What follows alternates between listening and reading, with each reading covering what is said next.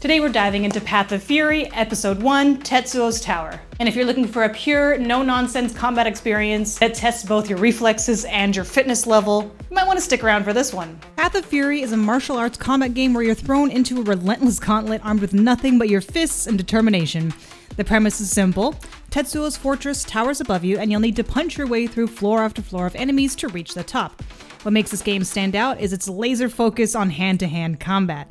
There are no weapons to pick up, no complicated skill trees to manage, just you, your fists, and a tower full of people who want to stop you. The combat system feels like a good blend of being authentic and accessible, making it approachable for newcomers while still rewarding for martial arts or even boxing enthusiasts. The gameplay in Path of Fury hits that sweet spot between simple to pick up and difficult to master. The fighting mechanics are built around very aggressive kung fu, delivering powerful strikes with maximum effort. Taking punches depletes your health, obviously, but landing your own strikes, even continuing to punch enemies already on the ground, maybe this is a bug, actually restores it. Every enemy in the game has specific patterns and weaknesses that you'll need to identify and exploit. It almost plays like a rhythm game at times. You'll see a circle appear that indicates the window where a strike will be effective, and you'll need to time your attacks just right. Miss that window, and you're likely to eat a counterattack. The wooden dummy in the lobby is actually super helpful for practicing these patterns. I'd recommend spending some time there whenever you encounter a new enemy type that's giving you trouble and memorizing their patterns. The game follows a linear path up the tower, but it manages to feel different with each session. As you climb higher, the enemies get tougher and appear in more challenging combinations.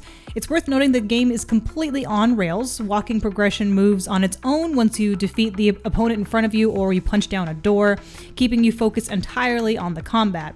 One frustrating thing to note that saves are not between each floor. I really wish they were, because it would save from some frustrating backtracking when you die. The bosses are genuinely difficult, I'm not going to sugarcoat that.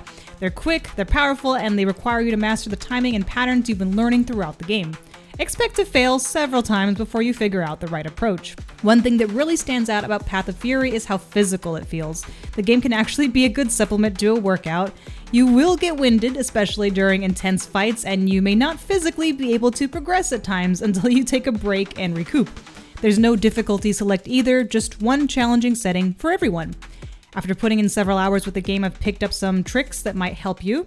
Always try to strike first. Getting in the first hit gives you a massive advantage in most encounters. Be aware of your environment. While the game usually gives you time to breathe between battles before you punch open the next door, sometimes you actually want to move through quickly. For example, if there are cops shooting at you, you'll probably want to punch that door open immediately. When enemies have weapons or guns, focus on punching those out of their hands first. You can't block a bullet. Block enough enemy attacks and you'll eventually get an opening. Blocks are actually kind of challenging in this game. Don't block like boxing. Instead, block by striking out at that specific limb coming towards you. Take advantage of the natural pauses.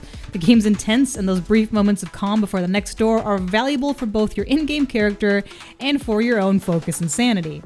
Beyond the main campaign, Path of Fury offers a few additional modes to extend your experience. There's a timer that you can turn on during the game for those who want to challenge themselves to complete floors as quickly as possible. And the game also features endless modes in different arenas if you're a glutton for punishment and want to test how long you can last against waves of enemies. Path of Fury, Episode 1, Tetsuo's Tower, long title, delivers exactly what it promises. A focused, challenging martial arts combat experience that rewards skill, patience, and persistence. It's not trying to be everything to everyone, and that's what makes it special. If you're looking for deep storytelling or complex RPG elements, this probably isn't the game for you. But if you want to feel like the star of your own martial arts movie, punching your way through a tower of bad guys with nothing but your fists, Path of Fury delivers that experience in spades. As always, keep on creating and never lose that drive to improve. I'll see you in the next one.